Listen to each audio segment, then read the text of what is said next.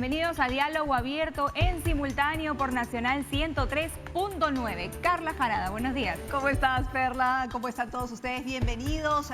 Sábado de Diálogo Abierto por Nacional de Perú. Y hoy vamos a hablar sobre todo lo que ha sucedido en la semana, porque estamos en el Perú y en el Perú siempre pasan cosas, por supuesto. Y vamos a hablar sobre la vacuna, porque hoy justamente varios diarios titulan respecto a la vacuna. Por ejemplo, La República dice que Perú cierra en una semana acuerdo para la vacuna, y nuestro primer invitado, ¿no es cierto?, que ya lo tendremos en cualquier momento, es Abel Salinas Rivas, exministro de Salud, para hablar precisamente sobre los avances para la compra de la vacuna contra el COVID-19, Perla. Sería interesante que Perú pueda participar de esta fase clínica, ¿no? Esa tercera fase clínica, y a decir de algunos entendidos, eso nos abriría las puertas al momento de adquirir las vacunas. Tendríamos más posibilidades, decía en la semana Patricia García, para poder adquirir esas vacunas en su debido momento. Vamos a hablar sobre este punto y varios otros con Abel Salinas Rivas, exministro de Salud, quien ya se encuentra con nosotras esta mañana. Doctor Salinas, buenos días y gracias por estar en Diálogo Abierto. Muy buenos días. Buenos días, Carla. Buenos días, Perla. Y ciertamente eso es una información importante que estamos teniendo de los últimos días. Aquí hay que reconocer el gran esfuerzo que está haciendo el mundo científico en desarrollar una vacuna. Lo que normalmente toma años se está haciendo en breves meses, lo cual significa que se están acortando plazos, pero naturalmente con la rigurosidad de la investigación, para dar, no solamente asegurar eficacia en las vacunas, sino garantizar la seguridad, que esto es bien importante. Y así tenemos información ya de algunas vacunas en la fase 3, en el ensayo clínico, que quiere decir que ya se empieza a utilizar en grupos humanos estrictamente controlados, y que naturalmente es importante que el Perú participe. Desde hace ya algunas semanas el Perú viene en conversaciones y a punto de firmar convenios para estar en estos grupos, parte de esos grupos donde se podrían iniciar algunos ensayos clínicos, y por lo tanto, como bien han explicado ustedes, Perla, sería mucho más fácil, o por lo menos se nos abrirían caminos para que la vacuna pueda estar disponible para los peruanos. Ahora, señor Salinas, justamente Mario López Chávarri informó que el gobierno peruano se ha contactado con 5 laboratorios, como usted bien lo mencionaba, son varios, 5 laboratorios clínicos para la adquisición de vacunas contra el COVID-19, y además sostiene negociaciones con 8 para la realización de pruebas en el Perú. Ahora, la gran diferencia es que, digamos, durante esta semana ha habido datos distintos, ¿no? La vacuna que no está muy avanzada en Rusia, las vacunas que siguen avanzando en distintos países, y por otro lado tenemos la alianza entre Argentina y México, que están en un acuerdo con la vacuna de Oxford, pero en otro nivel de investigación, el cual no está el Perú. ¿Eso tal vez porque no estamos en un nivel de investigación como deberíamos? Claro, son diferentes formas de colaboración. Primero, en el caso de Rusia, es una vacuna que lamentablemente, yo no la estoy desestimando de ninguna manera, pero lamentablemente no ha pasado por todas las publicaciones y toda la rigurosidad que significa dar a conocer cuáles son los pasos que se han hecho para la investigación, cuáles son los resultados parciales que se van tomando, y que el mundo científico lo asume, y por lo tanto inclusive la Organización Mundial de la Salud la incorpora en su lista para ir en el proceso de precalificación, precisamente para garantizar no solamente eficacia, sino seguridad. Lamentablemente, de la noche a la mañana nos enteramos del mundo que había una vacuna, según se refiere por el gobierno ruso, en la fase 3. Ese es un tema. El otro tema es cómo participan los países. Es cierto, en algunos casos la participación se da por el tema de los ensayos clínicos, es decir, participar en esos ensayos clínicos. Y hay otro grupo, como puede ser Brasil, como puede ser México o como puede ser Argentina, que tienen tecnología o han recibido transferencia de tecnología y que son capaces de producir la vacuna con la transferencia de la tecnología, por ejemplo, de la Universidad de Oxford. Para poner un ejemplo, Brasil, por ejemplo, tiene un instituto, que es el Instituto Fiocruz, donde producen vacunas. Y ya desde hace años, por ejemplo, fiebre amarilla para el bloque de América Latina, la producción de la vacuna ocurría con la tecnología de un laboratorio europeo, se fabricaba estrictamente en Brasil. Argentina también tiene una estructura interesante para la producción de vacunas.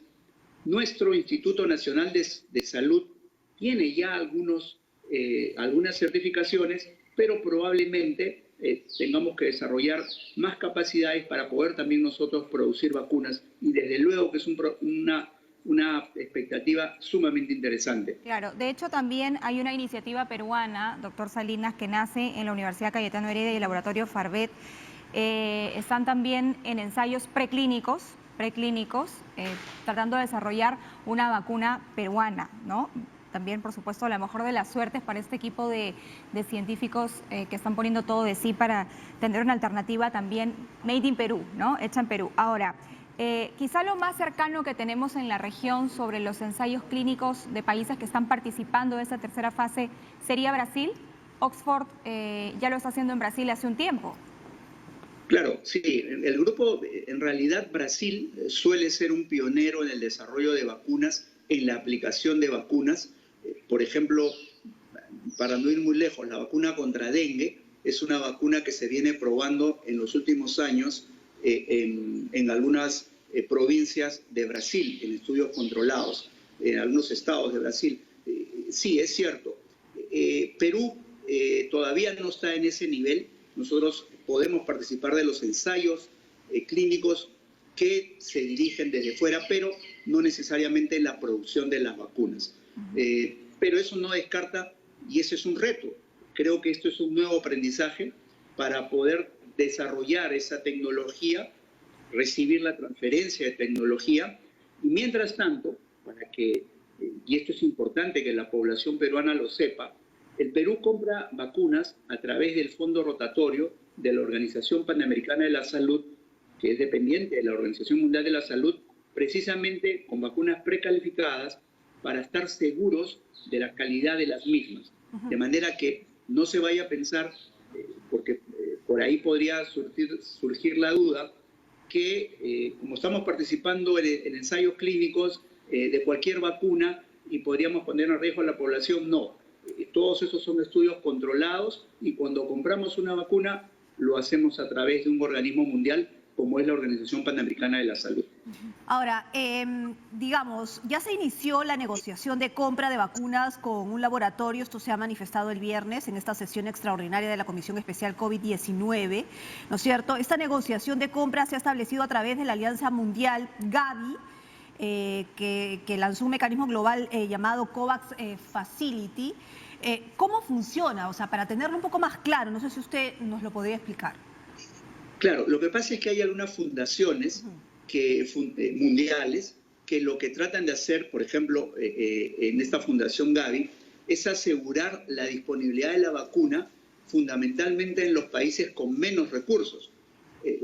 Todos entendemos, nosotros somos un país que, si bien es cierto, estamos afectados ahora económicamente, somos un país de economía media y tal vez un poco más, y hay países con muchísimas menores capacidades para obtener la vacuna, y por lo tanto estas fundaciones garantizan que la vacuna llegue a esas poblaciones. Perú, en todo caso, participa del grupo, pero obviamente tiene que comprar la vacuna. Hay otros países que dentro del marco de estas fundaciones la reciben, digamos, a otro precio o como donaciones. Ahora, esta semana el gobernador regional de Arequipa, Elmer Cáceres Yica, y algún alcalde, me parece en Trujillo también, habían hecho un anuncio sobre que habían enviado una carta al gobierno de Vladimir Putin para ver la posibilidad de tener acceso a la vacuna que se aprobó en ese país, en Rusia, pero que, como lo estamos conversando esta mañana, no cuenta con el rigor científico necesario. ¿Es posible que un gobernador regional, en su calidad de autoridad local, pueda adquirir estas vacunas, pasarse por encima de la decisión del gobierno central, no coordinar con el comando vacuna que se ha establecido? O en todo caso, ¿cuál es el procedimiento a seguir para que una vacuna desarrollada en otro país ingrese a Perú? Sí, no, en realidad no es posible que lo haga. Es cierto, el gobernador de Arequipa es una persona sui generis, ya hemos visto muchas conductas muy extrañas en él, en diferentes oportunidades. Esto no se puede politizar, esto no es un tema de esa naturaleza. Escuché en la mañana también al alcalde de Moche, inclusive hablando de su experiencia en su formación profesional en algún país del grupo socialista, pero el tema no se maneja así, y menos cuando es una política nacional. Esta es una estrategia sanitaria nacional que le corresponde manejar al Ministerio de Salud precisamente para garantizar la calidad y la seguridad. Es más, me parece interesante que haya sido declarado un bien público, de manera tal que se va a dar prioridad precisamente a las personas vulnerables y que no necesariamente podrían tener la capacidad de adquirir la vacuna en forma privada.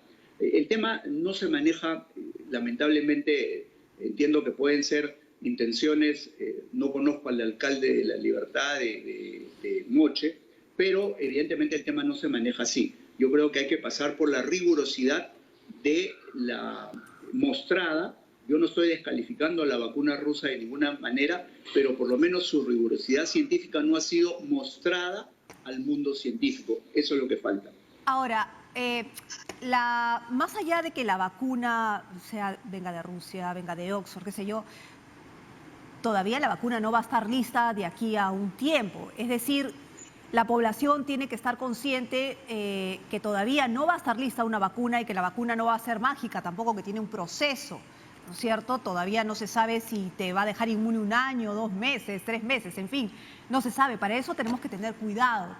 Y hemos vuelto a un régimen, digamos, hemos retrocedido en inmovilización obligatoria los domingos, los niños que salgan 30 minutos, digamos. ¿Esa podría ser la solución o qué medidas se pueden tomar? Se habla de cuarentenas focalizadas, digamos, más rigurosas, ¿no?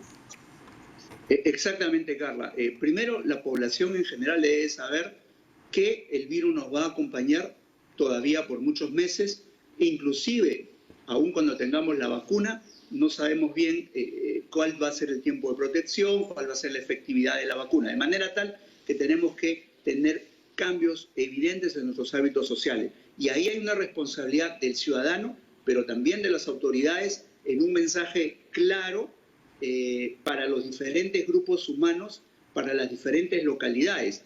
El virus, en realidad, no es que circule más un día que otro. El virus circula más y se propaga más, que ese es el problema, se contagia más donde hay aglomeración de personas. Entonces, el tema de la aglomeración de personas por reuniones familiares o lo que fuera, tiene que manejarse con un mensaje comunicacional. No me parece que tenga impacto por ejemplo, inmovilizar los domingos, porque lo que va a ocurrir probablemente es que, y ya lo hemos visto, las reuniones familiares ocurren durante cualquier día de la semana, ya no serán los domingos, serán los sábados, o el sábado veremos los centros comerciales o los mercados, supermercados, con mucha asistencia al público, precisamente para tener cosas para el día siguiente, porque cuando se limitan los horarios, propicia aglomeraciones. Ya lo aprendimos en estos 5 meses, de manera que no me parece una buena alternativa.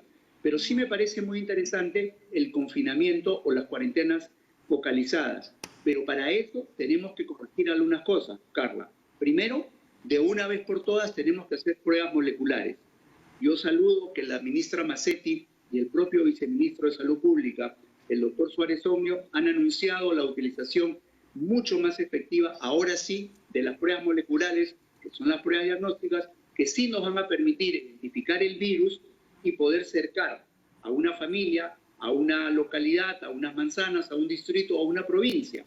Eso podría hacerse, estas cuarentenas, con una intervención multisectorial, que debe ser por un par de semanas, para evitar ya la propagación del virus, participando el Ministerio, las Fuerzas Armadas, policiales, gobiernos locales, regionales, la comunidad organizada, el primer nivel de atención, estableciendo los centros de aislamientos temporales, cuando las viviendas no reúnan las características.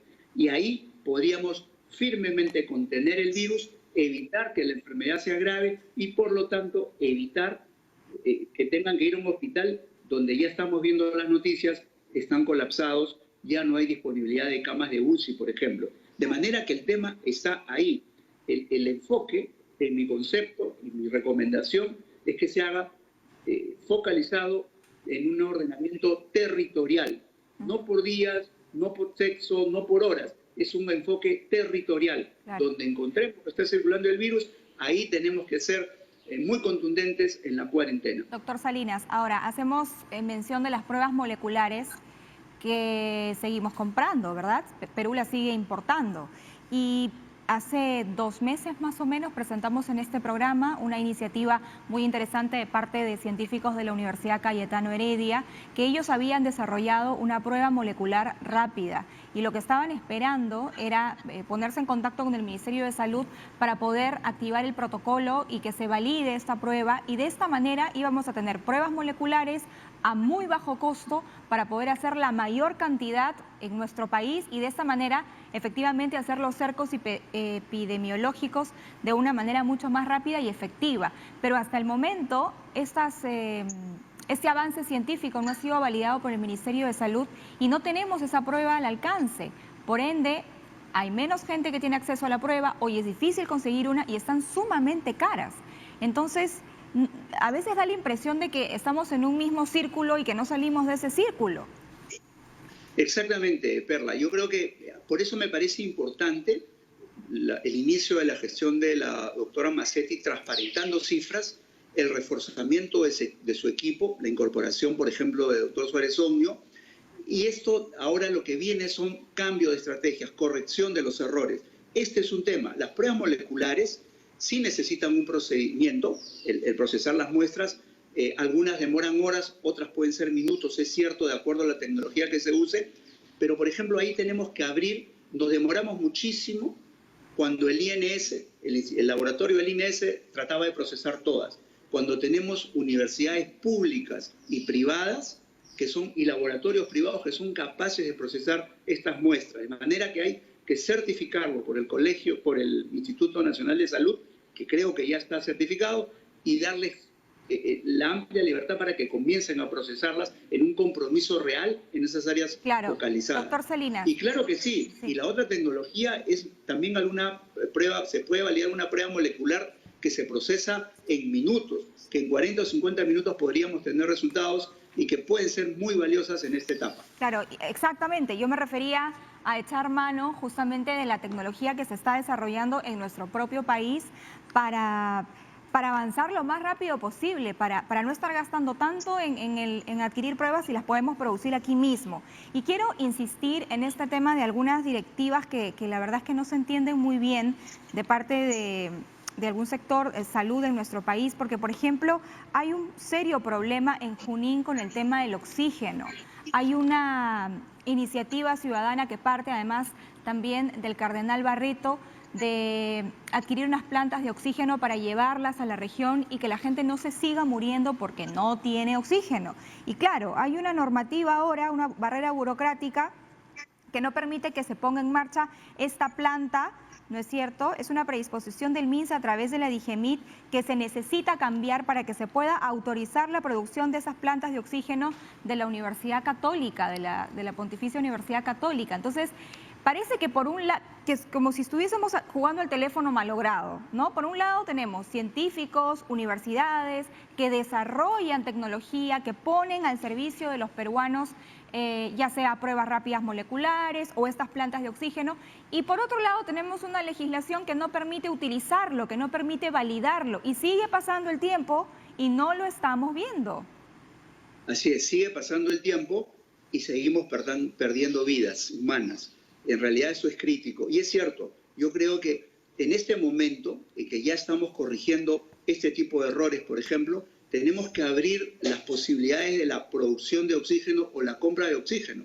Si el sector público, y yo entiendo, los funcionarios a veces tienen muchas barreras burocráticas y tienen temor, obviamente, por algunos procedimientos después de auditoría y sanciones, pero este es un momento de abrirnos, de correr el riesgo, porque necesitamos salvar vidas y si no, echar mano del sector privado que tiene mecanismos mucho más rápidos para la obtención del oxígeno o la reconversión de las plantas. Y habría que darlo. Y es igual, y aprovecho para decir que en este momento necesitamos más oxígeno, necesitamos más equipos de protección del personal. A cada rato vemos en muchos establecimientos reclamando esos equipos de protección y hay que facilitarles masivamente la disponibilidad de ellos. Y naturalmente, por ejemplo, equipos tan pequeñitos como los oxímetros de pulso, que son de gran ayuda para el control domiciliario de cómo va el nivel de oxígeno de las personas afectadas por el COVID. Doctor Que puede Salinas. significar... Ajá. Doctor Salinas, antes de seguir, Carlos. porque Perla seguramente va a seguir con el oxímetro, pero dos preguntas que van por el lado que usted está mencionando. Uno, que tiene que ver, el gobierno no se deja ayudar, tal vez por las instituciones académicas, eso sería una pregunta, ¿no? Si es que no se está dejando ayudar por burocracia o por qué, o por competencias con el INC, eso por un lado. Y dos, ¿cómo dejarse ayudar por el sector privado? Digamos, ese es un cuestionamiento ya al sector privado, si es que ha demostrado cierto sector privado que no ha ayudado en esta pandemia. Estoy hablando de aseguradoras, de clínicas, de laboratorios en las pruebas moleculares que son carísimas. Hay gente que no ha podido pagar garantías en clínicas y las han mandado a otros lados. Es decir, hay sector privado tampoco que hay empresas que no han puesto tampoco el hombro para dar oxígeno, ¿no es cierto? Como hay algunas que han sido denunciadas por el sector de la iglesia. Es decir, también hay de eso, ¿no? Sí, desde luego. Yo creo que hay muchas cosas que lamentablemente no se pusieron sobre la mesa. Lo más importante era transparentar todo y ponerlo, cuando uno se sienta en una mesa a discutir las posibilidades, se logran soluciones. Lamentablemente, y yo lo digo así, hubo un sesgo anti mundo privado en las gestiones anteriores, y creo que todos hemos visto algunos posicionamientos del ex ministro de Salud y del ex presidente del Consejo de Ministros. Y entonces había una ubicación un tanto conflictiva, hasta ideológica, que no permitió negociación clara. Al final, imagínense el tema de las clínicas, que pasamos más de 100 días negociando para luego negociar 15 camas de UCI. El CIS lo que ofertó, lo que sacó a concurso fue 15 camas de UCI en Lima, lo cual parecía casi una burla cuando esto pudo hacerse de mucho antes. Se pudo haber evitado tantas pérdidas humanas y se hubiera podido manejar mejor la logística pública y privada, que además ya estaba en la Ley General de Salud. Era cuestión de sentarse a la mesa y poder hacerlo. Hay de todo. Hemos visto gente que vendía oxígeno multiplicando 5 o 10 veces el valor del oxígeno o de los balones. Es cierto, aquí se han aprovechado de muchas cosas algunos grupos humanos, lamentablemente. Pero eso ocurre porque no tenemos un liderazgo y una conducción. Si nos sentamos en la mesa y ponemos las cartas ahí disponibles, visibles, no hay nada que ocultar y se negocia fácilmente. Y se negocia en el buen sentido de la palabra, en beneficio de la población. Lamentablemente eso faltó. Ahora toca hacerlo rápidamente. Yo no dudo de las capacidades de las autoridades que están en el Ministerio de Salud y entiendo que así lo van a hacer. No se van a bloquear, sino dejarse ayudar por las universidades, por los públicos, por los privados. Sí, ahora, doctor Salinas, la ministra Pilar Macetti ha anunciado un acompañamiento gerencial ya no por regiones, sino por macrorregiones, ¿no? Macrorregión norte, sur, justamente para frenar los contagios y para que la acción pueda ser más rápida. ¿Qué le parece a usted de esta iniciativa? Sí, el tema, como decíamos hace unos momentos, es un enfoque territorial, que puede ser una macrorregión, puede ser una región o puede ser sencillamente una provincia o parte de un distrito. Lo importante es que localicemos dónde circula el virus y ahí tengamos una acción multisectorial. Y Perla, las personas que están sometidas a la cuarentena durante esas 2 semanas no tienen por qué salir y tenemos que asegurarles víveres, agua, los podemos registrar y les podemos dar si quieren después el bono. No tienen que salir para nada, tenemos que garantizarles que van a estar bien, que los vamos a cuidar, que no los vamos a perseguir y que por el contrario, si alguien se complica o si no hay condiciones de aislamiento, vamos a tener un lugar de aislamiento temporal y si no, nosotros mismos los llevaríamos a los hospitales donde puedan recibir una atención de mayor nivel por la complejidad de la enfermedad. Entonces, pero estas cosas tienen que planearse ya. No se había hecho, lamentablemente el primer nivel de atención estaba casi abandonado por estos primeros meses en la lucha contra la pandemia. Muy bien, muy bien. Muchísimas gracias, doctor Salinas, por haber estado con nosotros y darnos su punto de vista respecto a los distintos temas y puntos flojos que han quedado, sin duda, y esperemos que ahora sí sean atacados sobre la mesa, como usted bien menciona. Muchísimas gracias. Muchas gracias, Abel Salinas, el ministro de Salud, conversando con nosotras en simultáneo para Nacional 103.9. Pausa comercial y regresamos con más.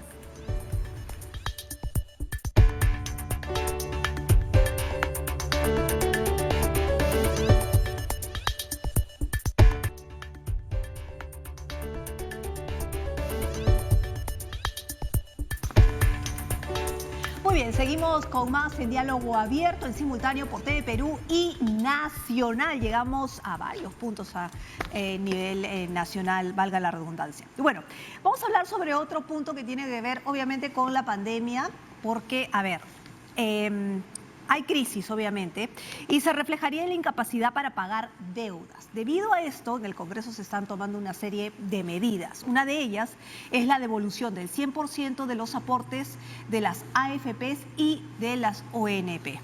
Vamos a hablar de estos temas importantes porque hay una consecuencia, un daño colateral de esa pandemia y es el daño económico que agobia, asfixia a muchas familias peruanas y están esperando este dinero con mucha ilusión. ¿Es factible? ¿No es factible? Vamos a conversar con Carmen Omonte, presidenta de la Comisión Especial Multipartidaria encargada de la reforma integral del sistema previsional peruano. Buenos días, congresista. Gracias por estar en Diálogo Abierto. ¿Qué tal? Muy buenos días. Bienvenida. Muy buenos días, Carla, Perla. Muchas gracias por invitarme y por permitirme comunicar qué avances tenemos en el tema previsional, en el tema de pensiones, como ya dentro del trabajo de la Comisión de Reforma que presido, y paralelamente hablar de estos dos temas que ustedes están mencionando, que son temas de coyuntura. Correcto. Que son importantísimos para la ciudadanía. Claro que sí. Entendemos que esta comisión se preside, tiene un plazo de 5 meses para presentar una propuesta, ¿no?, de reforma del sistema de jubilación y pensiones. Este plazo vence en noviembre, ¿no? ¿Cuánto se ha avanzado y cuáles son los enfoques? Gracias. Hoy ya tenemos realizadas 8 sesiones ordinarias, 9 sesiones extraordinarias, hemos hecho audiencias públicas con todos los actores. Lo importante, y esa era la primera etapa de trabajo, es que escucháramos a todos los involucrados, desde el Estado, por parte del Ministerio de Economía y Finanzas, de la ONP, la SBS, el Banco Central de Reserva, el Ministerio de Inclusión Social, que ve Pensión 65, el Ministerio de Trabajo, también a organismos multinacionales. Hemos tenido representantes del BID, de la CEPAL, de la OCDE, de la OIT, etcétera, y por supuesto también de los sindicatos más grandes de nuestro país, a representantes también de los sistemas privados de pensiones y a la sociedad en su conjunto. Hemos hecho una audiencia a nivel nacional para escuchar a los jóvenes y ya estamos culminando esa etapa de socializar, de escuchar a todos los interesados, a todos los protagonistas en esta reforma, que es una reforma que se tiene que plantear con suma responsabilidad porque tiene que ser viable financieramente, tiene que ser una reforma sostenible en el tiempo, estamos hablando de las próximas décadas. Congresista, sí. Sí, digamos, vayamos al meollo del asunto, porque una cosa es la AFP y otra cosa es la ONP. Y a mí sí me interesaría saber, digamos, en aras de no jugar con las ilusiones de la gente que está afiliada a la ONP, si es viable o no es viable, digamos. Yo sé que están en estudios, que todavía tienen tiempo hasta noviembre, Pero, ¿por qué esta propuesta si, digamos, la AFP, el modelo de la AFP y el modelo de la ONP son totalmente distintos? Y la ONP sabemos que es un modelo piramidal, que la plata de los nuevos contribuyentes, digamos, si se le puede llamar así, aportantes, ¿no es cierto?, es lo que hace que reciba el dinero el que ya tiene muchos años, el jubilado, digámoslo así. ¿Cómo hacer, no es cierto?, para darle el dinero al que quiere sacar el 100% de su ONP? ¿Se puede? ¿De dónde va a salir ese dinero? Obviamente de las arcas del Estado. ¿Lo va a poder hacer? Ya, gracias. Entonces vamos a dividir Por favor. en dos temas porque para no confundir a las personas. Por un tema es el trabajo que estamos haciendo en la Comisión de Reforma, que va a plantear un nuevo sistema previsional, porque ese sistema evidentemente ha fracasado y eso lo han reconocido casi todos los que se han presentado en la Comisión. Vamos a presentar un nuevo sistema previsional. Hoy nuestro sistema de pensiones es un sistema divorciado, que tiene por un lado al sistema nacional, que es la ONP, y por un lado a las AFP, que es el sistema privado, y las personas optaban por uno u otro. Vamos a plantear una propuesta de reforma en la que el sistema probablemente vaya a ser integrado. Entonces, ese trabajo lo estamos haciendo con sumo cuidado y lo presentamos en octubre. Paralelamente, hay proyectos de ley, como los que han mencionado, que hoy ya se están debatiendo, inclusive ya hay dictámenes. Hay un dictamen con respecto a la ONP de la Comisión de Presupuesto, hay un dictamen por el retiro de los exaportantes que ya no estén en el sistema de hace 12 meses en la Comisión de Defensa del Consumidor, y se va a debatir y dictaminar también sobre el mismo tema del retiro de los exaportantes de las AFPs en la Comisión de Economía. Estos son temas coyunturales que se están trabajando en las comisiones ordinarias, que son dictaminadoras. La Comisión de Reforma no es dictaminadora y por tanto tiene que hacer trabajo con calma, con serenidad y a largo plazo. Volviendo al tema de estas dos propuestas, considero que tenemos que entender que estamos en una situación de guerra y esto es fundamental. Por tanto, las decisiones también tienen que ser excepcionales. En un mundo ideal, Carla, Perla, no necesitaríamos de tomar estas decisiones, pero estamos en una situación complejísima en la que está de por medio la vida, la salud, el desempleo al que están sometidos millones de peruanos. ¿Qué es lo que sucedería si es que se aprobara el dictamen que ha salido de la Comisión de Defensa del Consumidor, que permite el retiro voluntario de los que ya no estén aportando al sistema privado de pensiones, a las AFPs? Se calcula que son alrededor de 3.700 exaportantes. Si retiraran, como normalmente se da en las estadísticas, ya hay evidencia de ello, el 60%, porque es un retiro voluntario, significaría el retiro del sistema privado de pensiones alrededor de 26.000 millones de soles. En el sistema quedarían alrededor de 100.000 millones de soles.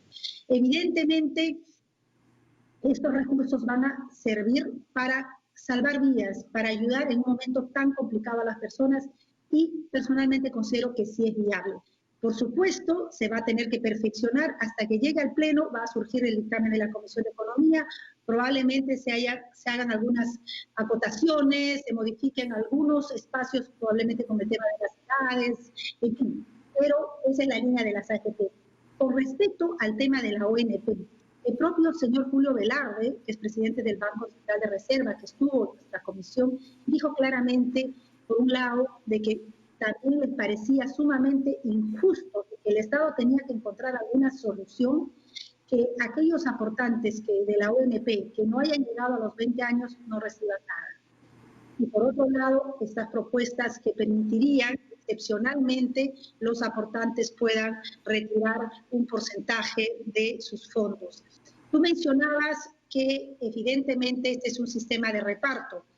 Actualmente, mensualmente se entregan a los jubilados de hoy, a nuestros adultos mayores de hoy, 400 millones al mes. De esos 400 millones, 300 millones es lo que están aportando los actuales aportantes de la ONP, y 100 millones adicionales que tienen que salir del Estado, que es el dinero de todos.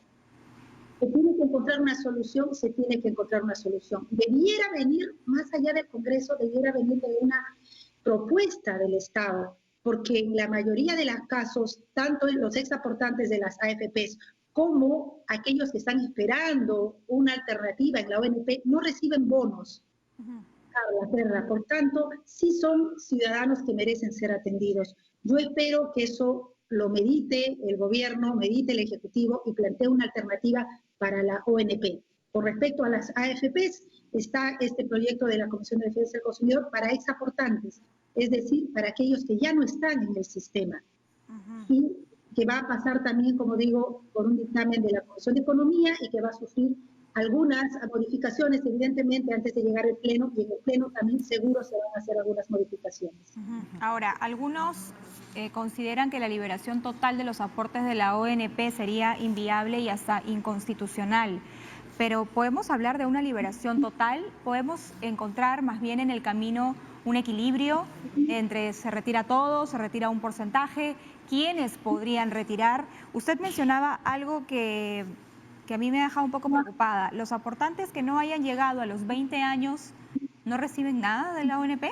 Así es, así son las reglas injustas que hoy están sufriendo. Por eso es que hay tanto sentimiento de injusticia, hay tanto malestar, dolor en caso de los aportantes de la ONP. Las reglas de juego de hoy son así. Si tú llegas hasta los 18 años, 19 años de aportes, es decir, de un porcentaje 12, 13% que te han retirado mensualmente de tu sueldo, pero porque te despiden, porque no consigues nuevamente reinsertarte al mundo laboral formal, simplemente no tienes derecho de que no llegaste a los 20 años. Esas son las reglas de hoy y que tienen que ser modificadas, y eso se va a modificar en la reforma que estamos planteando, pero evidentemente esa es una reforma de largo plazo.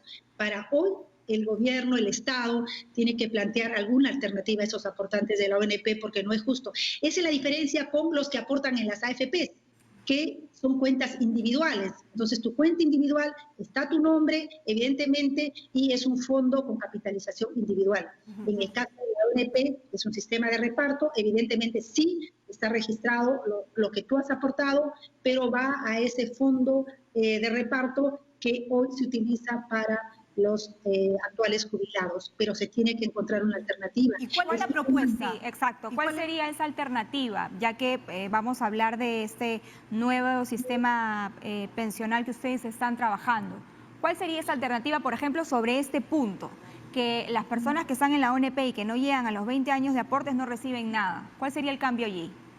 En el caso de la comisión, ya del trabajo que estamos haciendo en la Comisión de Reforma del Sistema Previsional, hay varias propuestas que se están evaluando. Una de ellas es con respecto a que sea un sistema multipilar, que hayan varios pilares. Empezando, sí, que sea un sistema integrado, como la mayoría de los países del mundo. Perú es uno de los poquísimos países que tiene un sistema divorciado. Uno tiene que optar. La mayoría de los países, tu aporte va para los dos, para todos los esquemas. Entonces, un esquema integrado que pueda tener un pilar cero, es un pilar no contributivo, que sería un pilar sería más o menos del esquema de pensión 65, pero que se tiene que evaluar si podría ser universal. Ese es un pilar. El otro pilar semicontributivo es un pilar en la que hay mayor coincidencia de que el Estado garantice una pensión mínima, que haya aportes, por ejemplo, también es una propuesta por parte de los empleadores. Y allí vamos a tu pregunta, que sería lo que hoy la gran debilidad que tiene la ONP e injusticia que tiene la ONP. En el caso de este pilar semicontributivo que se está analizando, las cuentas podrían ir también a un esquema de reparto, pero que sean cuentas individuales. Se les denominan ahora con un nuevo término que es el de cuentas nocionales, pero el concepto es que sea un fondo de reparto, pero que tu cuenta sea individual y que desde el primer día sean tus cuentas, que desde el primer día, el primer mes de aporte sean tus cuentas y no exista esa barrera que actualmente existe en la ONP. Tenemos otro pilar que es el de contributivo, otro pilar que implica el ahorro voluntario. Hay propuestas también de hacer, de entregar 1 punto o 2 puntos del IGB para ese gran fondo que sirva para nuestro sistema previsional. Pero ¿cuál es la propuesta en términos de los límites de edad o los límites de cómo sacar tu dinero y en qué momento? Porque creo que esa es la parte conflictiva, ¿no es cierto? En la ONP, si tú no llegas a determinada cantidad de años, uno no puede sacar el dinero. Y en las AFP es lo mismo, con ciertas modificaciones. Entonces, ¿cambiaría las reglas de juego en esta propuesta? Evidentemente, lo que estamos buscando, y esta es una propuesta a futuro, ¿no? Y va a tener que haber un corte, obviamente, con los actuales aportantes, es que realmente tengamos un sistema de pensiones, un sistema previsional. Hoy nuestro sistema está funcionando básicamente como un mecanismo de ahorro, ¿no? Un mecanismo de ahorro obligatorio, pero por las diversas reglas que se han ido dando en estos últimos años, el aportante finalmente puede acceder a sus recursos y poder usarlos, y ya se rompe el esquema de lo previsional, ¿no? Ese es el esquema que tenemos actual en nuestro sistema de pensiones.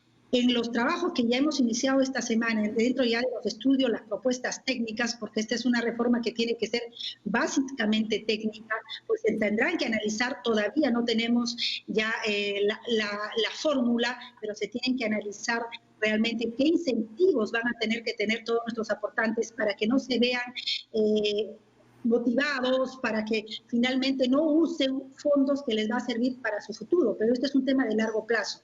Eso es una parte de lo que hoy se está discutiendo en el Congreso, que realmente se tiene que corregir. El hecho de que el aportante de la ONP que no haya llegado a 20 años no tenga acceso a nada, el hecho que no pueda recibir hoy nada, como lo recibieron los aportantes de las AFPs con su 25%, que yo creo, y también lo está diciendo Chile en este momento, sí ha servido para dinamizar, para inyectar de recursos a nuestra propia economía, evidentemente para enfrentar este tema de salud. Es sin duda, congresista, hasta abusivo, ¿no? Porque están obligados por ley, de acuerdo al régimen de contratación que se encuentren. Ellos han estado obligados a depositar, han elegido la ONP, y que en este momento no puedan recibir ni un solo sol de esa plata que les pertenece porque han sido pagados de su sueldo, es realmente increíble. Más aún cuando hay gente que ya no aporta hace años o hace algún tiempo considerable, teniendo en cuenta que nuestro país es un país altamente informal, además, donde en cualquier momento uno pierde el trabajo y no necesariamente consigue otro en las mismas condiciones, o de repente uno forma un negocio propio, qué sé yo. Uno de los problemas más grandes que tenemos en nuestro país, que el 72% de nuestra población económicamente activa está dentro de la informalidad, son trabajadores independientes. Solo en el sistema actualmente están solo el 28%. Y eso realmente implica un reto enorme. Y como decía, son personas que necesitan hoy, probablemente también se va a necesitar, evidentemente se va a necesitar en el futuro, pero hoy se les tiene que plantear una alternativa. Yo espero que esta propuesta con respecto a la ONP que están debatiéndose y que seguirán perfeccionándose hasta llegar al Pleno, sea aceptada por el Ejecutivo, que no sea observada, cada día cuenta, igual con respecto a atender a las demandas de los exaportantes de las AFPs. Son circunstancias excepcionales. Esta crisis sanitaria ha permitido ver con claridad todas nuestras debilidades. Tenemos que mirar con optimismo el futuro, que podemos cambiar las reglas de juego, pero tenemos que tener alternativas hoy. ¿Para cuándo estima usted que este tema de la ONP pueda llegar al Pleno, pueda debatirse?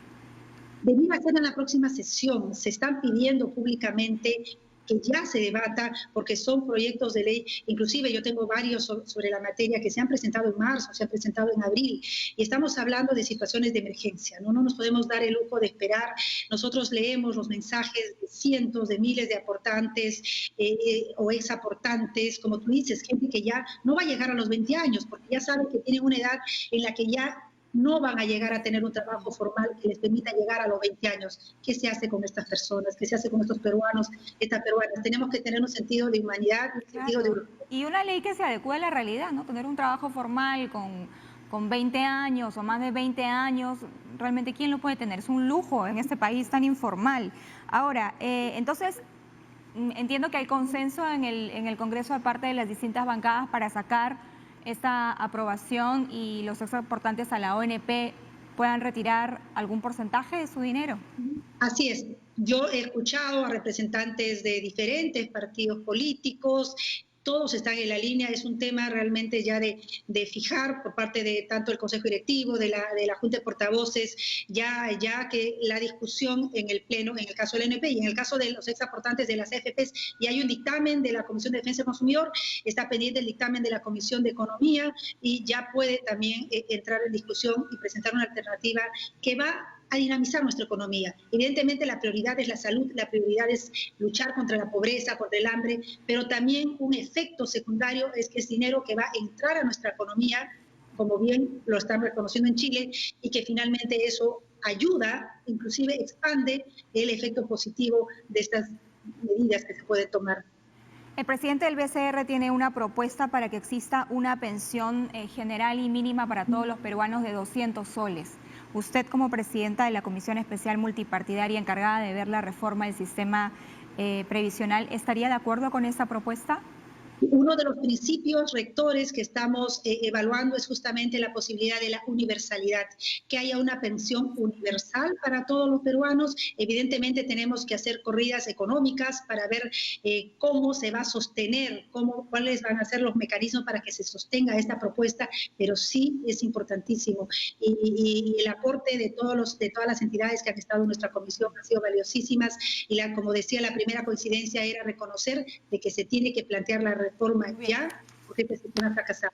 Muy bien, congresista Montes, si bien el tema de la devolución, digamos, los aportes y la reforma en realidad del sistema pensionario es importante también hablar de política, sobre todo porque esta semana ha estado bastante movida en el Congreso de la República. Uno, la presentación del gabinete y dos, la interpelación al ministro de Educación, el señor Benavides. Y ese tema en realidad es el que nos interesa conversar con usted. Sobre todo porque fue interpelado por un tema que tiene que ver con su gestión en la SUNEDU y no por un tema de su gestión como ministro de Educación, lo cual parece ser que fue el motivo por el cual retrocedió su bancada, que era una de las más acusadoras, digámoslo así, al ministro. Gracias. Qué bueno que me pueden permitir comentar un poco sobre este caso porque es importante aclarar varios puntos a la ciudadanía. En primer lugar, que Alianza para el Progreso nunca promovió la interpelación. No fuimos de las bancadas que promovieran la interpelación del ministro de Educación, pero sí consideramos, y personalmente como mujer, como política, considero que todos los ministros deben estar siempre dispuestos a acudir al Congreso a responder al pueblo peruano, porque a quién se responde es al pueblo peruano, a través del Congreso de la República, que es el poder que lo representa, sobre cualquier cuestionamiento. En el caso de Alianza para el Progreso hemos apoyado plenamente la reforma universitaria y le hemos dicho claramente. En mi caso personal, vicepresidente del Congreso en 2014, cuando logramos sacar la ley universitaria y que implicaba esta reforma universitaria, en la creación del SUNEDU. Entonces me siento personalmente muy involucrada con la reforma universitaria. Por tanto, nuestra posición ya como partido, como bancada en Alianza para el Progreso, ha sido siempre de apoyo a la reforma universitaria. Ha ido el ministro de Educación, muy bien, porque ha salido fortalecido. Evidentemente va a seguir teniendo que responder ante el pueblo sobre varios temas, ya no sobre la SUNEDU. Vuelta a la página, tendrá que enfrentar alternativas. Pero congresista, está bien, congresista, está bien que puedan preguntarle, interpelarlo y censurarlo si es que se tendría que censurar, pero ¿por qué llamarlo por gestiones pasadas? Él es el ministro de Educación y en estos momentos podría ser interpelado por otros temas, tal vez, pero ¿por qué sobre SUNEDU? ¿No es cierto? Que es una gestión pasada, digámoslo así. Los congresistas según las normas, estoy hablando según las normas congresales, ¿no? O sea, no... Claro. Siempre van a haber cuestionamientos sobre las consultas que se le hagan a los ministros. En este caso, evidentemente sí, las consultas del pliego interpelatorio estaban basadas en su gestión en la SUNEDU, pero en buena hora que los haya respondido. Era básicamente la mayor parte de las preguntas estaban dirigidas en cuanto a por qué se licenciaron universidades que para los congresistas que promovieron la interpelación, esos licenciamientos no tenían que haberse producido por diversos motivos. Evidentemente, ha sido una oportunidad valiosa para que un funcionario del Estado responda. ¿Se podrían hacer otras interpelaciones sobre otros temas? Sí. Entiendo que ya hay un acuerdo para que el ministro acuda ante la Comisión de Educación o la Comisión de Fiscalización ya sobre temas de esta gestión. Nunca preguntar va a ser negativo. Evidentemente podrían haberse ampliado este pliego de interpelatorios para preguntas sobre su gestión, pero en el debate que hubo en el Congreso se ingresaron preguntas sobre su gestión y creo que eso ha sido bueno. Yo he visto al ministro de Educación sereno, tranquilo, respondiendo, y ese debe ser el ánimo siempre de... Entonces, no hay censura, o sea, no hay, digamos... No hay censura, por lo menos esa es en el caso de Alianza para el Progreso, esa es la decisión que hemos anunciado públicamente. Nosotros no vamos a promover ni apoyar una censura, en este caso al ministro de Educación. Hay mucho que responder, tenemos que mejorar la situación de nuestros maestros a nivel nacional, el acceso al Internet de los alumnos, de los niños, de las escuelas. Yo he presentado un proyecto de ley para que vuelva a ser obligatorio el curso de educación cívica, de ciudadanía. Hay muchos temas pendientes en educación, la infraestructura de nuestros colegios. Ahora nuestros niños no están yendo, pero hay colegios, sobre todo en la sierra, en la selva, también aquí en Lima, realmente dan pena. Hay muchos temas que responden al Ministerio de Educación. Alianza para el Progreso presentó un proyecto de ley que fue aprobado para decretar el 6% del PBI al sector de educación. Entonces, hay un ánimo en nuestro partido siempre por promover, por apoyar esa educación de calidad privada, pero sobre todo estatal. Los países desarrollados tienen educación pública de primer nivel y eso es lo que tenemos que aspirar todos los peruanos. Bien, congresista. Yo quisiera retomar el tema de la devolución de los aportes de la AFP y la ONP y quiero remitirme a algunas cifras que me parecen importantes. El 72% de los peruanos no se encuentra en ningún sistema. En la ONP son alrededor de 1,6 millones de peruanos, usted me corregirá, y en la AFP son unos 3 millones. Entonces, si lo que se quiere es acercar este sistema a la mayor cantidad de gente, que los peruanos nos animemos a aportar, a tener un sistema de pensiones que pueda haber por nosotros en un futuro cuando seamos adultos mayores, tiene que ser un sistema mucho más humano y no sé, mucho más real, ¿no? Lo que hablábamos hace unos instantes, con normativas que revelen o registren o representen lo que está pasando en nuestro país. Y me refiero a la alta tasa de informalidad. Así es. Evidentemente, la reforma del sistema de pensiones es una línea importantísima que estamos trabajando, pero paralelamente se tienen que trabajar reformas en el ámbito laboral, ver mecanismos de cómo atraemos a ese 72% que está en la informalidad y que ha sido también uno de los problemas más grandes que estamos enfrentando en esta crisis sanitaria, porque no hay registros. Es una población a la que el Estado no puede llegar todavía en determinados momentos de dificultad. Entonces, ¿cómo atraer a ese 72%? Hay diversos planteamientos, hay por ejemplo uno interesante que hemos escuchado a varios expositores, que es el del capital semilla, por ejemplo, para que a partir de los 18 años cada ciudadano, hombre o mujer, tenga una tarjeta bancaria en el que se le ponga, por ejemplo, una remuneración mínima vital por parte del Estado, y que a esa cuenta, pues cuando tiene trabajos formales, incluye evidentemente el porcentaje que le corresponde con los mecanismos que se establezcan, y cuando estás trabajando como independiente o todavía estás en el ámbito de la informalidad, también te motives al ahorro, a poder engrosar este fondo. También el consumo, esa es otra fórmula que se está evaluando, para que cuando uno consuma, siempre con su DNI o con su RUC, parte de tu consumo pueda ser incluido a este fondo previsional. Y también exijas una boleta. Al exigir una boleta vamos a ir buscando que enfrentar la informalidad. También en las escuelas se tienen que dictar cursos, eso lo he hablado personalmente con el ministro, cursos para que los jóvenes desde la secundaria ya sepan manejar sus finanzas, como lo hacen los países desarrollados. En Perú no tenemos conocimiento en el tema de manejo de nuestras finanzas. Salimos sin saber ni manejar muchas veces nuestras finanzas y también, sobre todo, cómo pensamos en el futuro. Desde las escuelas tenemos que tener promoción y capacitación a nuestros adolescentes para que sepan trabajar sobre nuestro futuro. Es un reto enorme el tema de la formalización, pero tenemos que contribuir todos en ello. Muy bien, muchísimas gracias, congresista, por haber estado con nosotros a hablar de la ONP, AFP, la reforma en realidad de las pensiones, y ojalá que de verdad sea integral y beneficiosa para todos los peruanos, y no solamente un sector, y además hablar de pasadita sobre el tema político. Muchas gracias a la congresista Carmen Omonte. presidenta de la comisión especial que está encargada de la reforma integral del sistema previsional peruano. ¿Urge una reforma? Sí. Urge también que los que no están aportando, más allá del régimen en el cual se encuentren, tengan la posibilidad de acceder a su dinero. Creo que es una situación de emergencia muy complicada y hay que considerar esta iniciativa seriamente. Pausa. Pausa, pero no se mueva, porque al regresar vamos a hablar con Luis Guillermo Lumbreras Salcedo, antropólogo, arqueólogo y educador, sobre la inmovilización social obligatoria dominical, pero sobre todo sobre el comportamiento de las personas. ¿Por qué actuamos como estamos actuando ante una emergencia? Volvemos.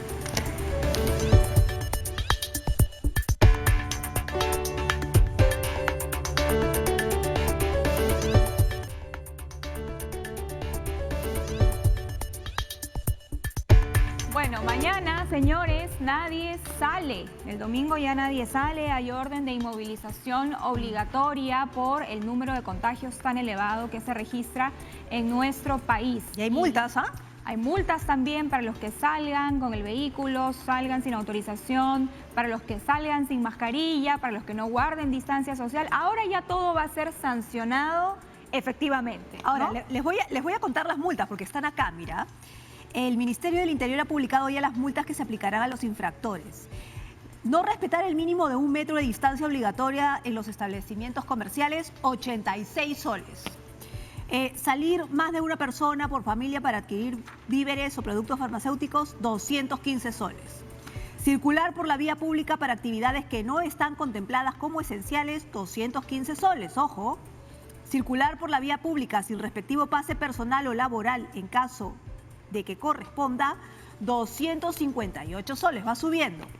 Desarrollar actividades económicas no consideradas de prestación y acceso esencial, 301 soles. Y lo que tú decías, Perla, circular con vehículo de uso particular sin autorización los domingos o durante el toque de queda, 344. Y así puedo seguir, ¿ah? Hay varios. El ministro de Defensa, Jorge Chávez, ha dicho que este fin de semana van a ser muy duros. Así que cuidado con salir de casa mañana. Muy duros en aplicar, en hacer efectivo el cumplimiento de las normas. Vamos a hablar ahora de por qué a algunos peruanos les cuesta tanto, pero tanto, seguir las indicaciones, no salir de casa si no es necesario. ¿Qué es lo que está pasando? ¿Qué nos está pasando como sociedad? Hemos visto fiestas en el Cercado, fiestas en San Juan de Urigancho, fiestas en Los Olivos. La gente baila, se saca la mascarilla como si no pasara nada y en realidad nos pasa todo. Tenemos ya a nuestro siguiente entrevistado, Luis Guillermo Lumbreras Salcedo, antropólogo, arqueólogo y educador, para hablar sobre este punto. Muy buenos días y bienvenido a Diálogo Abierto. Buenos días, bienvenido. Buenos días, Perla y Carla, ¿cómo están? Bueno, ¿qué nos está pasando? ¿Qué pasa? ¿Por qué nos cuesta tanto? ¿Por qué le cuesta tanto a algún sector de la población seguir las indicaciones? Le dicen fiesta y pies, ¿para qué te quiero? Sale corriendo, se saca la mascarilla, baila hasta abajo y en realidad la gente se está muriendo. No hay camas UCI. Es como si no entrara la información, como si no se registrara. Yo creo que el problema es que no estamos habituados a un régimen de restricciones como el que nosotros ahora necesitamos desarrollar. Durante muchísimo tiempo, durante todos estos años, toda nuestra vida, aquí en el Perú no estamos habituados a guardar este conjunto de obligaciones que debiéramos entender bien. Esta va a ser una lección, va siendo ya una lección sobre temas relacionados con nuestras costumbres.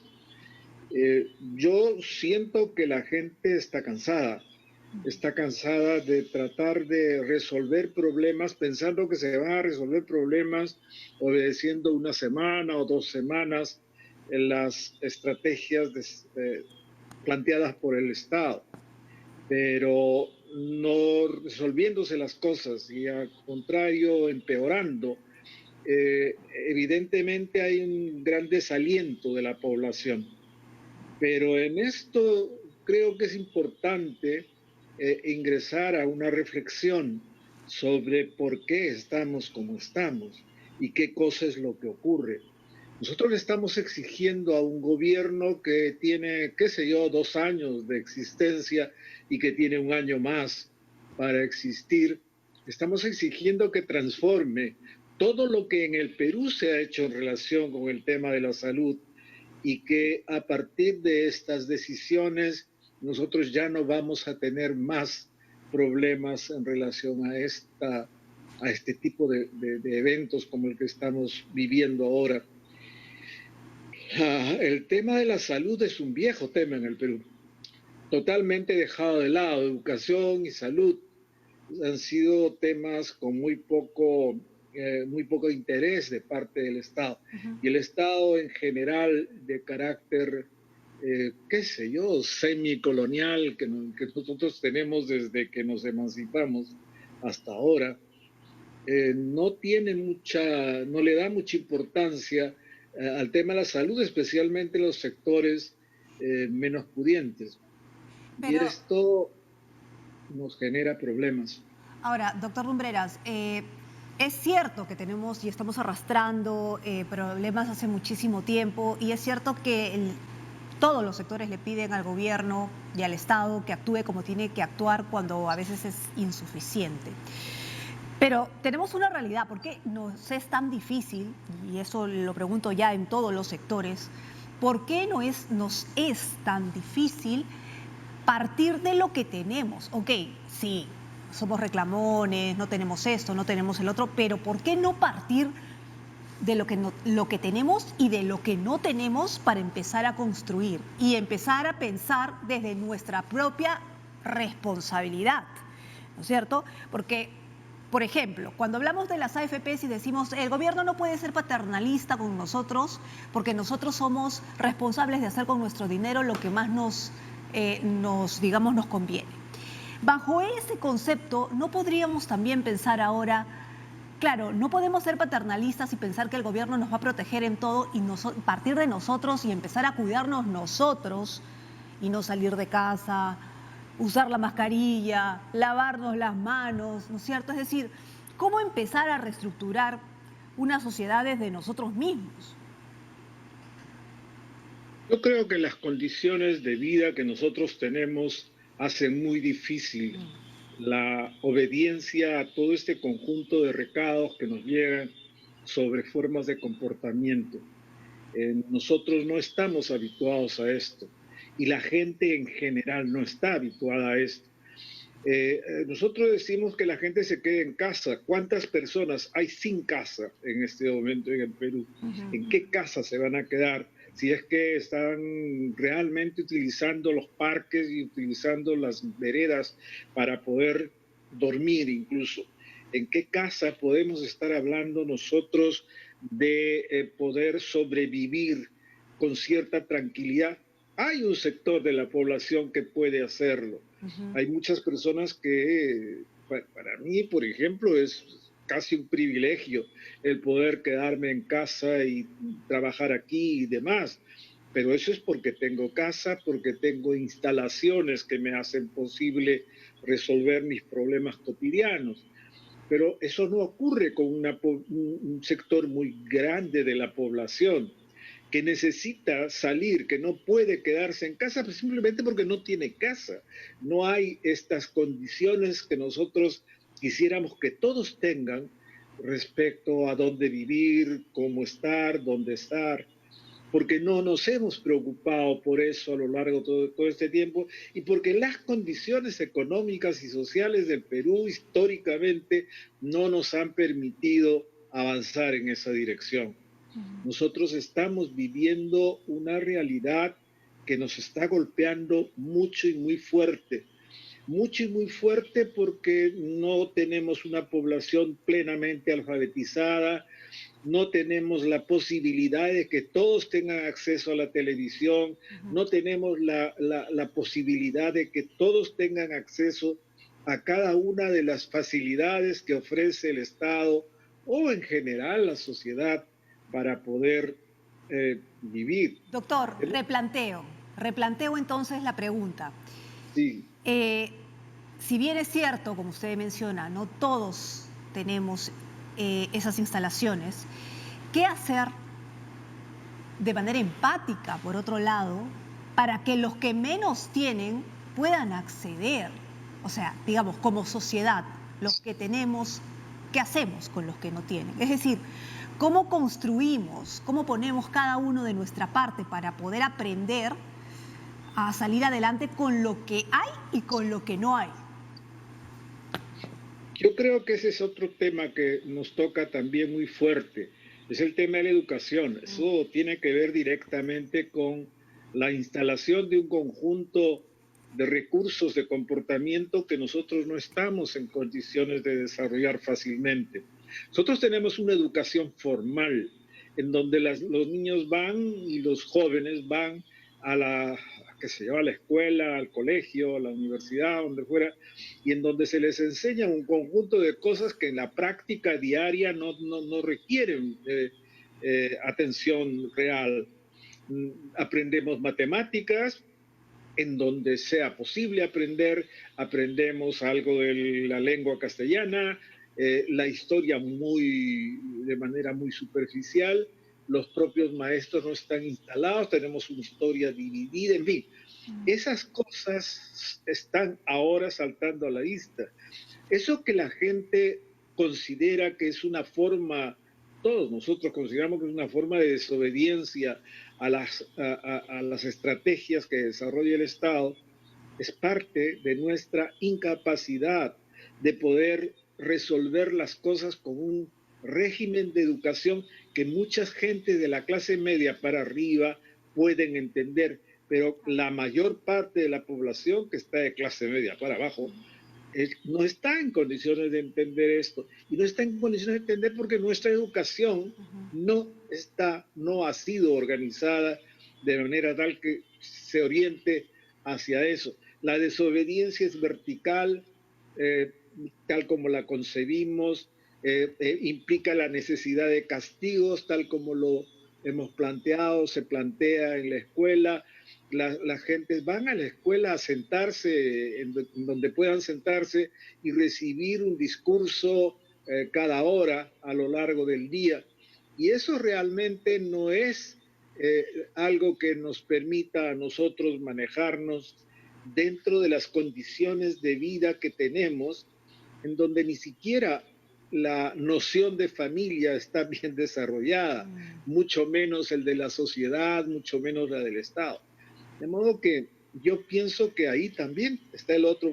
Hemos dejado de lado la salud, no tenemos hospitales, no tenemos condiciones materiales para atender los problemas tales como los que se nos presentan con la pandemia. Y de otro lado, tampoco tenemos los instrumentos de comportamiento que nos hagan posible manejar estas circunstancias y estas cosas. En algunos sectores sí, pero más por la educación que recibimos en casa que por la educación formal que recibimos de parte del sistema. Claro. Esto es algo que ocurre, lamentablemente. Sí, es muy importante lo que nos está diciendo esta mañana, porque claro, hay que ponerse en los zapatos, ¿no?, de los que menos tienen. Y nos dicen, nos quedamos en casa. Sí, tenemos que quedarnos en casa. Y como usted decía, ¿pero en qué casa? A veces, cuando la cuarentena era mucho más estricta y era todos los días, hay personas que ni siquiera tienen un refrigerador, que no tienen luz, que no tienen agua. Y entonces, en esas condiciones, hacer la cuarentena, que viven del día a día, que tienen que salir a trabajar para traer la plata para comer al día siguiente. Entonces, eso lo hace todo mucho más difícil, mucho más doloroso, ¿no? La pobreza duele, y en circunstancias como esta, donde es inaccesible prácticamente la salud, el llegar a un hospital y que nos atiendan, nos den una cama UCI, realmente es tremendo. Y hay el otro lado también, de aquellas personas que van a una fiesta, que no miden el riesgo. Es como si sintieran que su propia libertad está en juego, ¿no? ¿Cómo entender ese otro tipo de comportamiento? Que voluntariamente se exponen en grupos y bailan y toman y brindan y claro, cuando estamos esperando que haya una sanción efectiva recién para hacer caso de la normativa. Mire, yo pienso que uno de los temas centrales del proceso educativo no tanto es aprender determinados códigos matemáticos o lingüísticos o gramaticales o lo que se quiera, como fundamentalmente el cómo comportarse. Yo tengo la impresión de que esto está muy dejado de lado en la escuela en general, no tiene eso como un término efectivo educacional. Y entonces hemos abandonado muchísimas cosas que se dan de alguna manera en algunas esferas sociales. Cómo debe usted comportarse, a qué cosa es lo que usted debe poner interés en el sistema en el cual vive, etcétera. Ese tipo de cosas no se dan en la escuela.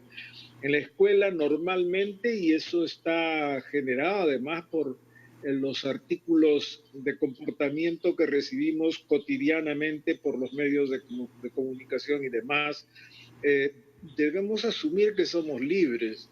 Y libres en el Perú es una cosa, y en América Latina en general, libres es una palabra que tiene muchísimas connotaciones. Libertad se puede entender de diversas maneras. El tema es que no hemos puesto énfasis en la educación, que es importante, sobre qué cosa es ser libre efectivamente. Nuestra condición de libertad es una condición muy apegada a la capacidad de hacer lo que uno quiere. Y lamentablemente o ciertamente eso no es así.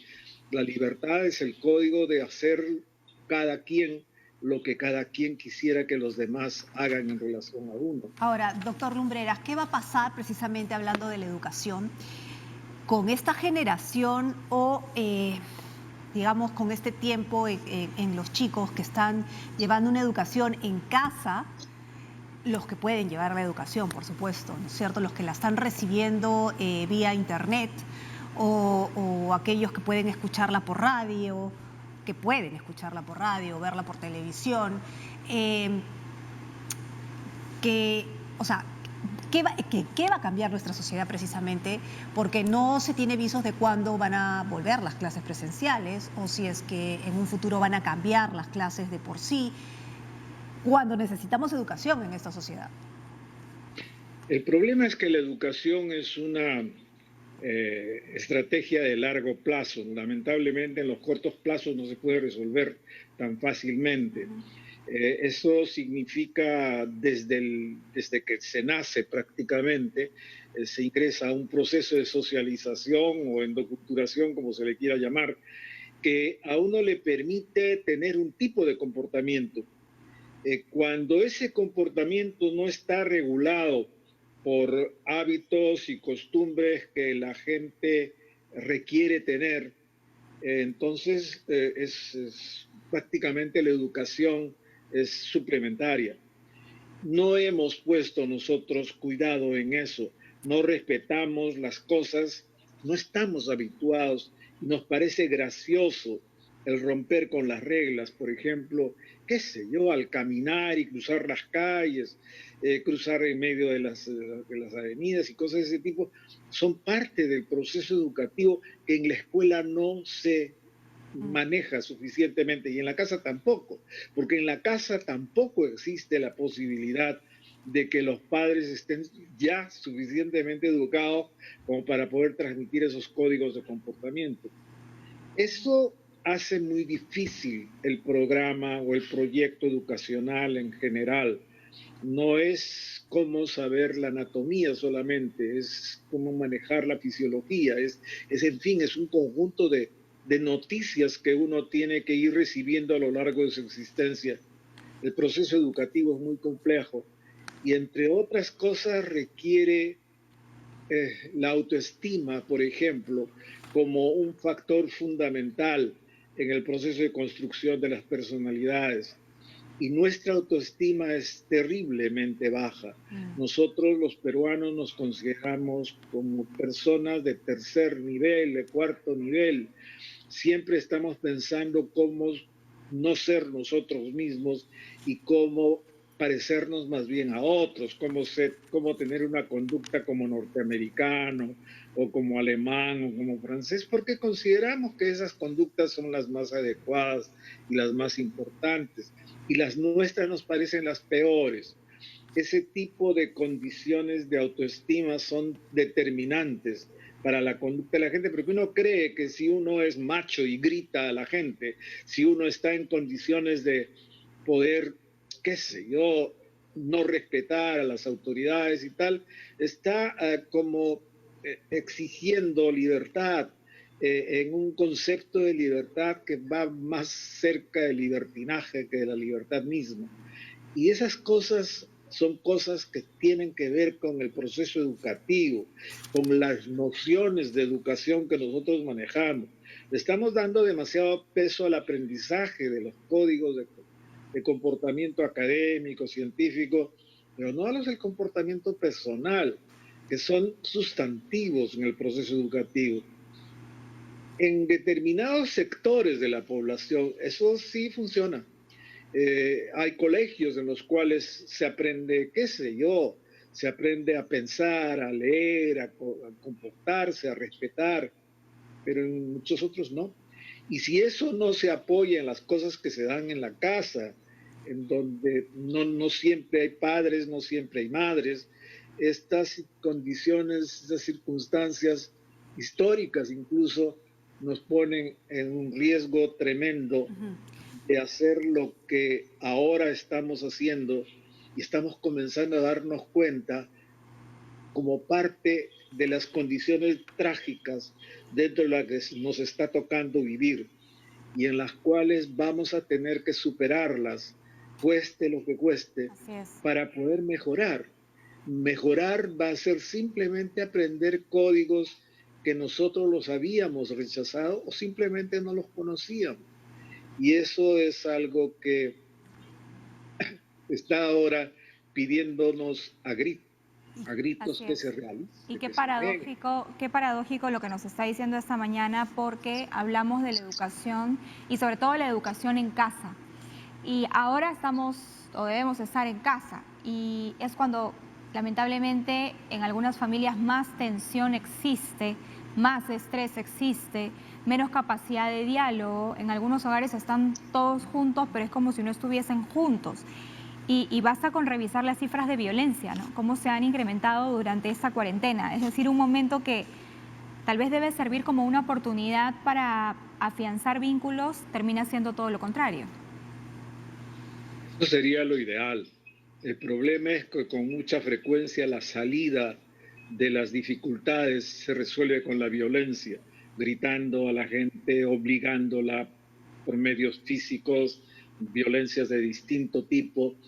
Y eso es terrible. El niño que no está y que llora porque tiene hambre o porque tiene frío, normalmente es castigado y es reprochado por esto, porque a los adultos no nos gusta que los niños lloren, porque no nos gusta que hagan bulla, que no, en fin, ese tipo de cosas hace que la violencia se incremente en estas condiciones. No en todas partes, digo yo, hay sectores de la población en donde, pues qué bueno, tienen espacio y condiciones en su casa para poder resolver los problemas.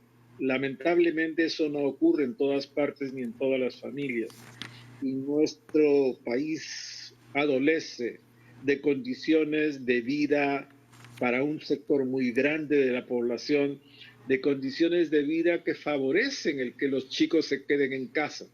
Cuando no van a la escuela y entonces no socializan, que cuando no están en condiciones de poder ir a los parques y jugar con sus amigos, esas condiciones afectan fuertemente la vida y la conducta de ellos y tienen que someterse a lo que ocurra en casa.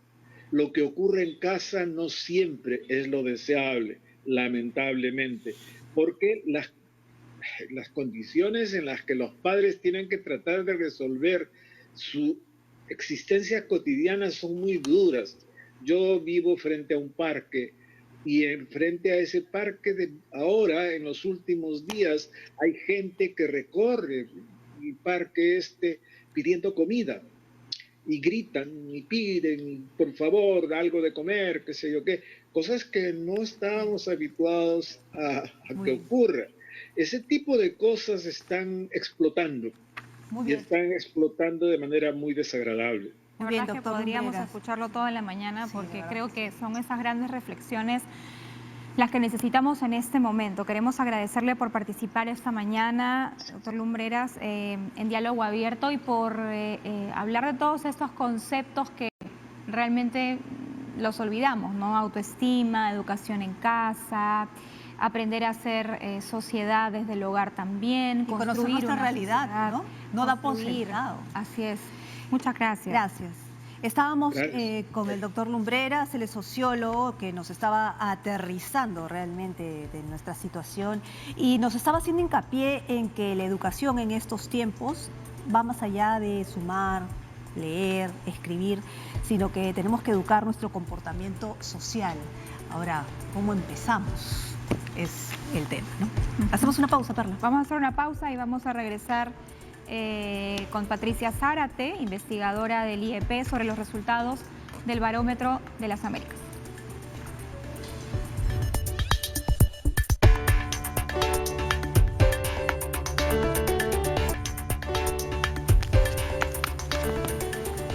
Bien, continuamos en Diálogo Abierto en simultáneo por Nacional 103.9. Son las 9 de la mañana con 32 minutos. Vamos a conversar, ya se encuentra con nosotras, nuestra siguiente invitada. Ella es Patricia Zárate Ardela, investigadora principal del Instituto de Estudios Peruanos, el IEP.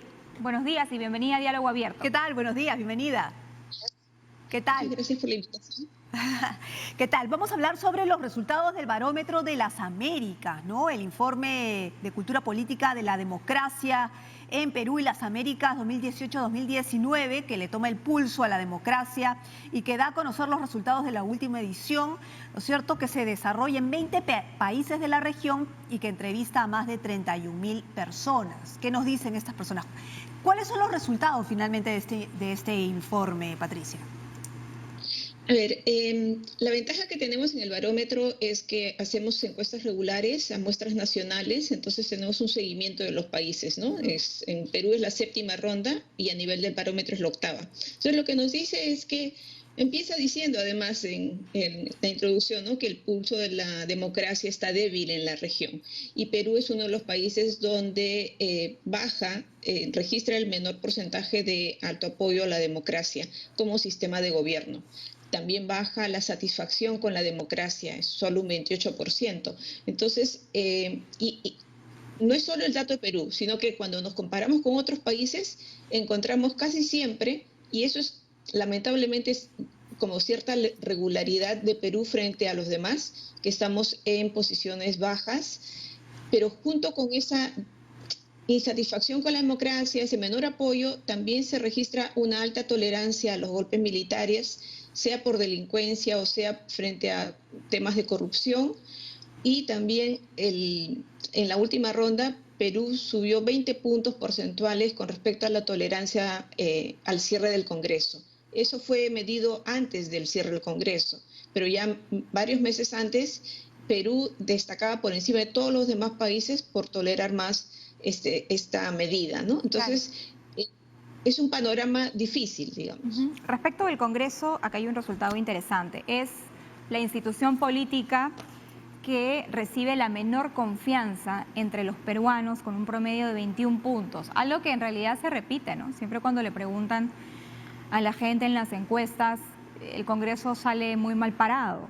Pero además, el otro lado, tenemos que las Fuerzas Armadas obtienen la confianza más alta de los ciudadanos con un 58.7%, en una escala de 0 a 100. Sí, y es una regularidad en general.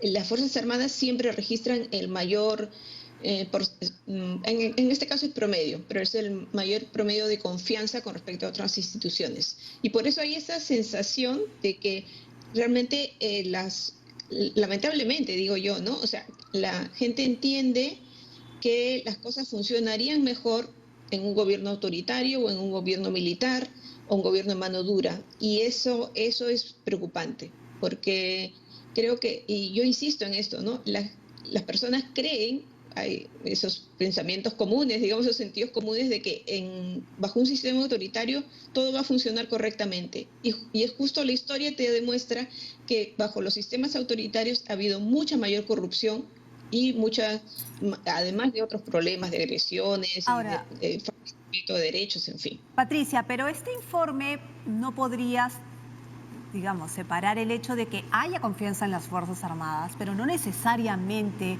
la población quiera un gobierno autoritario o esté a favor de un golpe de Estado. Es decir, si nos ponemos a separar las cosas, las Fuerzas Armadas o los militares, digamos, son los primeros en llegar a zonas más alejadas, por lo menos en nuestro país, ¿cierto? Ajá, claro. En este tiempo de COVID, por ejemplo, en temas de pandemia, son los que más se han movido al interior del país, han ayudado al sistema de salud, es decir, digamos, eso no está medido, pero en tiempos de emergencia siempre son los militares los que están ahí, digamos, ese podría ser un ámbito de confianza más allá de necesariamente estar de acuerdo con un gobierno militar, no sé, tú dirás.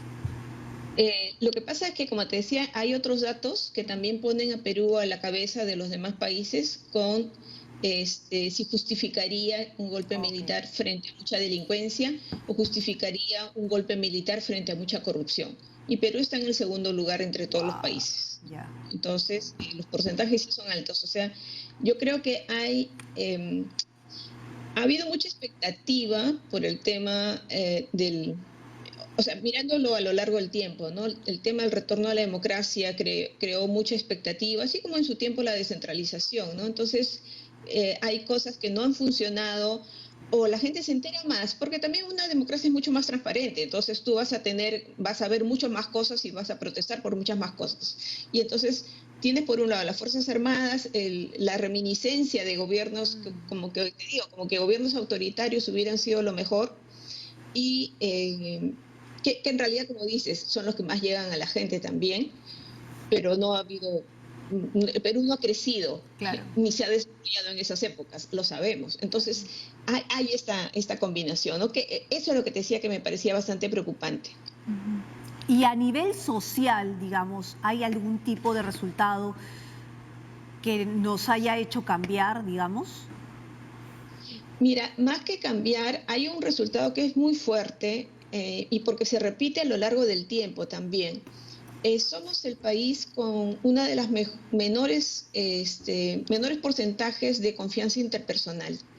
La confianza interpersonal te permite crear lazos, reunirte, unirte, hacer cosas en común. Pero si tú no confías en los demás, prefieres hacerlo por tu lado porque desconfías, o a veces si participas es básicamente para ver si el otro no se está robando el dinero de la junta o qué sé yo. Entonces, estamos casi siempre o por encima de Brasil o por encima de Haití, que son los países que regularmente han registrado los niveles de confianza interpersonal más bajos, han estado en la parte muy baja de la tabla, y ese tema es bien importante. Ese tema es importante, pero además, por otro, en el sentido de que te impide crear más democracia, ¿no? A nivel asociativo, por decirlo de alguna manera. Por otro lado, sí pareciera que está mejorando este tema de tolerancia, menos conservadora, de tolerar que homosexuales se presenten a cargos públicos. Es muy baja todavía la tolerancia a la unión civil, o que también la gente justifique, ahora está justificando más del 70%, el aborto terapéutico, que ya existe como norma hace más de 100 años, ¿no? Pero la gente todavía se resistía un poco a esto. Entonces hay esos cambios, o sea, ha habido esos cambios y eso lo hemos estado midiendo, pero todavía son insuficientes. Ahora, hablemos un poco sobre la ficha técnica de esta encuesta, Patricia. Entiendo que se aplicó a 1.521 entrevistados en nuestro país. Sí. De las áreas rurales, urbanas. ¿Nos puedes dar un poco más de detalles? Sí, en general nosotros tenemos muestras representativas nacionales de más de 1.500 personas, o sea, mínimo 1.500 personas. El estudio se desarrolló en algunos países a fines del 2018 y acá en Perú se desarrolló, el trabajo de campo se realizó entre febrero y marzo. Demoró un poco porque siempre hay huaicos en esta época, es un problema, pero... Y además los resultados nosotros los íbamos a presentar en marzo y justo nos vino la pandemia y bueno, en fin, se postergó muchas cosas, ¿no? Y lo hemos presentado recién por eso hace unos días. Claro, ahora, la corrupción sigue siendo pues el principal problema que identifican los peruanos, ¿no? Y en el último año creo que hemos vivido descubrimientos importantes en ese sentido, con estos audios de algunas autoridades del Poder Judicial, fiscales, jueces, en fin, involucrados en estos audios de la vergüenza y cómo se manejaba todo el tema a cambio de dinero, ¿no? Sentencias que facilitaban la vida a algunos y perjudicaban la vida a otros a propósito, mejor dicho, con un propósito muy específico, en la mayoría de los casos personal, de recibir una coima para poder hacer esta situación. ¿Crees que eso ha hecho que los peruanos seamos mucho más conscientes del nivel de corrupción que existe en el Perú, o en general ya es una idea que venimos desarrollando hace algunos años? No, en realidad es algo más reciente, ¿no? Yo siempre insisto en este tema cuando tú preguntas por el principal problema, en este caso nosotros aplicamos una respuesta espontánea, o sea, no le damos una tarjeta y le decimos al encuestado, de estos problemas, ¿cuál es el más grave? Y a veces quienes estudian inseguridad ponen inseguridad primero, quienes estudian corrupción ponen corrupción primero. Entonces, acá es espontáneo. Entonces, en los primeros años que hacíamos la encuesta, la economía de Perú tenía problemas y para más del 70% el problema era la economía. Luego, la economía fue mejorando, pero la inseguridad fue aumentando y se convirtió en el principal problema. Cuando empieza la Bajato, ya empieza a tomar, ya la gente consciente de los millones que se robaron del Estado y la corrupción empieza a aumentar. Y ya con el escándalo de los cuellos blancos, eso fue como, digamos, como yo digo, la gota que rebasó el vaso de la indignación ciudadana, ¿no? O sea, ya ahí sí comienza a ser, la corrupción ya es el principal problema. Muy, muy de cerca con la inseguridad, porque es otro tema. Nosotros estudiamos estos dos factores porque creemos que, como estudiamos cultura política, son dos temas que en países como América Latina inciden mucho en la apreciación de la gente con respecto al sistema democrático, ¿no? El hecho de estar inseguro y el hecho de padecer los efectos de la corrupción.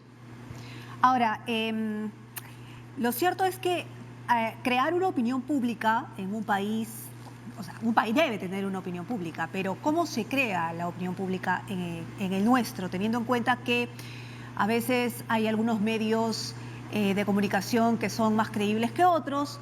Y además tenemos a las redes sociales, como en el caso del Twitter, que en vez de generar a veces temas de discusión, lo que hace es generar rumores o digamos, o desprestigiar determinadas cosas, o hay fake news, o darle crédito a los fake news. Es decir, ¿cómo funciona eso en nuestro país? Ya, a ver, mira, en general, la gente ahora está viendo mucha televisión abierta y en general siempre la ha visto. Incluso ahora con la pandemia también sigue viendo televisión abierta. La gente no confía tanto en los medios de comunicación. Creo que justo registra la menor confianza en el 2017-2019. 41% en 2017, 42% en 2019 dice que confía en los medios de comunicación. Ahora, no mucha gente participa en Twitter. O sea, 8% tiene una cuenta de Twitter y 61% Facebook. Y si hablamos del total de la muestra, solo 5% ve información política en Twitter, directamente, ¿no? Que esté ahí como los periodistas o los líderes de opinión, que es básicamente su mundo. Lo que pasa es que hay muchos trolls y se reproduce, como tú dices, fake news, que yo creo que los canales que tienen, que es algo que además estamos haciendo otro estudio en el IEP sobre este tema, los canales se reproducen por WhatsApp, por las mismas redes sociales que antes tenías, ¿no? En tu WhatsApp tienes a tus amigos y la gente reproduce esto. Ahora, la literatura te dice que cuando la gente recién comienza a usar estas redes, en fin, la información virtual, hay toda una época de mucho fake news, que luego va a bajar. Espero que baje un poco en Perú, ¿no? Pero es esa sensación de que la gente ve mucho esto, ve mucho las redes, pero no ve noticias. Para mí es mi preocupación. Yo creo que esto está cambiando con la pandemia, porque de hecho que la pandemia ha hecho que la gente sí se interese en las noticias, que escucha al presidente, en fin, todas esas cosas. Pero cuando antes hemos estudiado este tema y no necesariamente se interesa por temas políticos. En la encuesta, por ejemplo, no está en el informe, pero sí en una infografía que pusimos, solo el 11% sabe, el 6% hace unos años, 2014 creo, y solo el 11% sabe cuántos congresistas tiene el Congreso, por decirte algo. Entonces, hay mucha desinformación. Puedes estar mucho en las redes o ver televisión o ver noticias, pero si las noticias solamente son de atropellos o de que mataron a alguien o que robaron tal cosa, no te estás informando. Así es. Bien, muchas gracias a Patricia Zárate, investigadora principal del Instituto de Estudios Peruanos IEP, comentando con nosotras esta mañana sobre los resultados del Barómetro de las Américas. Muchas gracias, Patricia. Gracias a ustedes. Vamos a continuar ahora, ¿no? Con más información. Son las 9 de la mañana con 47 minutos. Recuerde que también estamos en Radio Nacional 103.9. Vamos a hablar de interculturalidad, Carla. Así es. ¿Por qué? Bueno, antes de hablar antes de pasar a nuestro siguiente invitado, quiero mandarle un saludo a Arequipa y a Huánuco, antes que nos olvidemos, pues están de aniversario, ¿no es cierto? Yo sé que estamos en una época muy fregada de pandemia, pero bueno, están cumpliendo años y hay que también felicitar. Felicidades, un aniversario diferente, pero igualmente emotivo. Bien, vamos a hablar entonces con Leni Bravo Luna. Ella es directora del Instituto de Investigación en Interculturalidad de la Universidad San Juan Bautista. Buenos días y bienvenida. ¿Qué tal? Buenos días. Muchas gracias, buenos días a todo de Perú. Gracias Perla, gracias Carla. Yo quería saber cuáles son los hallazgos de este libro, ¿no? Experiencias con la comunidad amazónica Bora en San Andrés, en Iquitos. Muchas gracias. Sí, la iniciativa de la Universidad Privada San Juan Bautista de hace aproximadamente 9 años nace en el programa de Medicina Humana, programa de la Facultad de Ciencias de la Salud. Identificamos que los egresados, los médicos que salían a realizar su servicio rural en las áreas donde existían comunidades originarias, hablamos de comunidades que hablan el idioma de las familias etnolingüísticas, tenían dificultades para la interacción con estos grupos de la comunidad debido a la falta, primero, de una visión intercultural, o sea, conocer las costumbres, conocer las tradiciones, la organización, la estructura de estas comunidades y también la interacción. Y la interacción como respuesta a precisamente este desconocimiento. Al identificar esta necesidad urgente en un profesional de la salud que por lo general tiende a liderar los equipos sanitarios, vimos que era un requerimiento para la formación de nuestros médicos incorporar asignaturas que los llevaran a fortalecer estas competencias. Después de 9 años de trabajar precisamente in-house en las universidades La Visión, vimos la necesidad de salir al campo, ir a las comunidades originarias y acercarnos a este grupo de personas, de peruanos, para poder conocerlos y ver si realmente nuestras estrategias creadas en las aulas universitarias funcionaban adecuadamente. Es así como hace 3 años, 4 años, comenzamos a desarrollar viajes de campo a través del programa de Medicina Humana, porque el instituto tiene recién meses de haberse presentado a la comunidad, esto también como una respuesta y una necesidad precisamente de este trabajo sostenido en los años. Y al identificar que las comunidades tenían ciertas debilidades en el manejo de las estrategias sanitarias, por ejemplo, médicos serumistas que tenían que generar estrategias de vacunación, inmunización en las comunidades originarias y que por falta de la interacción pues no se cumplían estas estrategias. Entonces el instituto se comienza a formar al acumular estas estrategias de nuestros alumnos. Tuvieron varios viajes de campo. Uno de ellos es el que ahora se ha viabilizado en nuestro libro de la experiencia con la comunidad Bora, que quiero mandarles un saludo a la comunidad Bora, quienes en el momento de la presentación de este libro, que fue una ceremonia muy bonita, en donde tuvimos la gentileza de parte de la viceministra de Interculturalidad de presentar el libro. También participaron ellos, nos enviaron un saludo para poder ellos también participar de esta entrega del conocimiento, la experiencia de un grupo de salud. Por lo general nosotros pensamos que los médicos van a salir, se van a ir al extranjero, van a desarrollarse, pero no. Tienen un compromiso todos los profesionales de la salud, primero con su país. Es así como este libro lo que recoge son experiencias que permiten de manera muy didáctica y muy sencilla demostrar cómo se puede armar grupos y tender puentes entre culturas. Unas culturas que son y siguen siendo peruanos y que requieren los mismos sistemas sanitarios como todos. Leni, conforme va avanzando en la tecnología y la ciencia, digámoslo así, se ha visto también que un grupo de médicos o un grupo o parte de la medicina ha vuelto a sus raíces. Es decir, hay médicos que ahora tienen la tendencia de, en vez de recetarte mayor cantidad de medicinas, lo que hacen es regularte un poco el tema de la alimentación antes de recetarte mayores medicinas, porque, digamos, es parte de su tratamiento. Que es algo parecido a lo que tú estás comentando con el tema de la empatía, ¿no es cierto?, con los Bora Bora. En términos prácticos, ¿cuál es el match o la mezcla que se hace entre la medicina tradicional y la medicina, digamos, tradicional de digamos, los pueblos originarios, ¿no es cierto? ¿En qué lo podemos ver reflejado? Claro que sí. Existen dos puntos muy importantes. El punto de vista asistencial. El punto primero de vista asistencial, que es de tratamientos y de conformación de equipos. El médico tiene que reconocer que existe una cultura en esas comunidades, existe una organización y que también tiene que aprender de esa comunidad.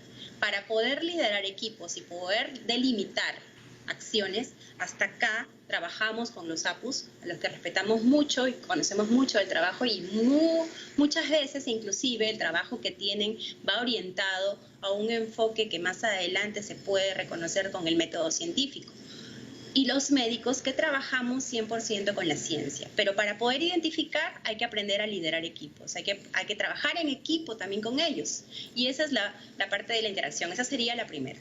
Pero como tú muy bien mencionas, la parte de la medicina tradicional tiene un campo infinito, en mi opinión, y el Perú tiene una diversidad cultural y una diversidad geográfica increíble que le permite en cada centímetro del espacio que tenemos reconocer herramientas, instrumentos que nos falta explotar, revisar y poder analizar desde el punto de vista científico, médico, químico, para poder llegar a esos tratamientos que ahora, más que nunca, con estos estados de emergencia y con estas nuevas eras que nos vienen, requerimos avanzar.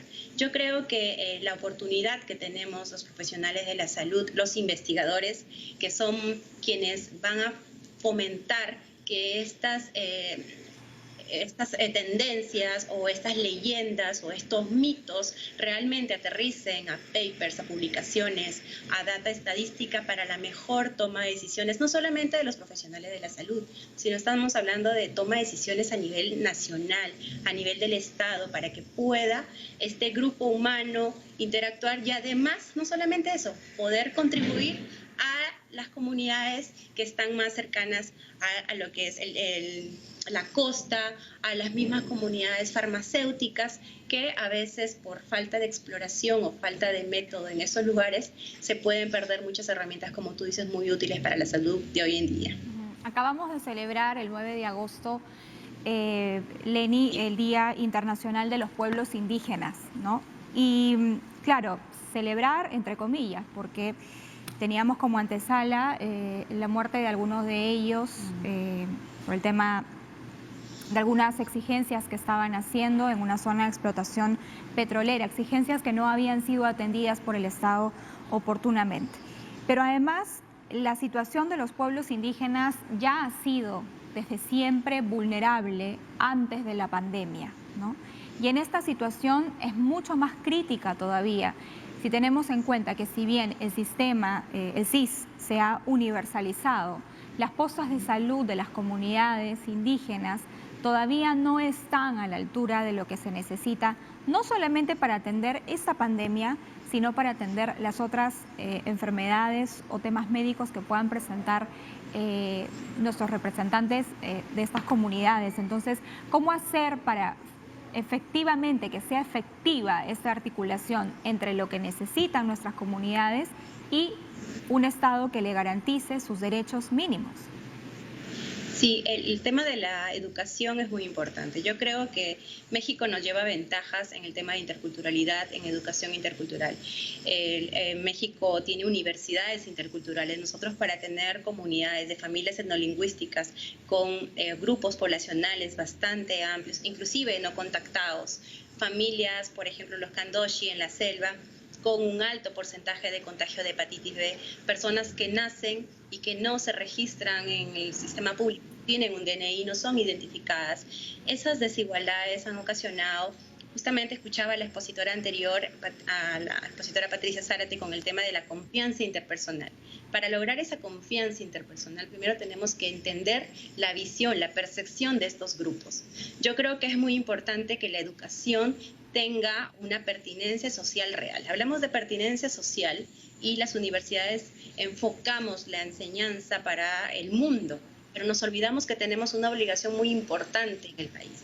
El tema precisamente de esta interculturalidad es tender los puentes para la mejor toma de decisiones. En una oportunidad, en un viaje que realizamos, cierto grupo del Estado que fue a entregar víveres a estas comunidades originarias, que por cierto no hablan ni aymara ni quechua, sino hablan arawak, huitoto, chipibo-conibo, les explicaban, y las madres que estaban sentaditas porque pudieron contactar a un grupo de personas, escuchaban pero no entendían. Les entregaron sacos de arroz y estas personas nunca en su vida habían comido arroz. Entonces, ¿qué hicieron con el arroz? El arroz terminó a sus gallinas, a sus animales de crianza. Entonces, se pierden los recursos y las buenas intenciones, falta de la visión intercultural. La educación y la investigación, data seria, que permita tomar decisiones. Este es un trabajo muy largo y es un trabajo que definitivamente, en nuestro caso, empezó hace 9 años y hemos logrado sacar nuestro primer libro, pero que va a promover a la educación intercultural por lo menos en profesionales de salud. Muy bien, Leni, mil gracias por haber estado con nosotros y contarnos un poco sobre esta experiencia y mucha suerte también para que salga adelante, sobre todo para poder utilizar nuestros recursos tradicionales en la medicina también, ¿no? Bien, muchas gracias a Leni Bravo, directora del Instituto de Investigación de la Universidad San Juan Bautista. Antes de finalizar este programa, vamos a presentar un pronunciamiento de un video, exacto, me corrige mi señor productor, de Ricardo Gareca, ahora que se reanudan las actividades del fútbol peruano. Adelante. No hay distanciamiento social. Largas e interminables colas. Pasó la barrera de los 20.000 fallecidos. Realmente se ha desbordado. ¿Quieres que vuelva al fútbol? Alienta a tu equipo desde tu casa. Cuando sales a la calle, no solamente le hace daño a tu equipo, sino también le hace daño a todo el fútbol peruano. Sé responsable. Pensá. La pelota está en tu cancha. Está en tus manos que vuelva al fútbol, está en tus manos que se mantenga.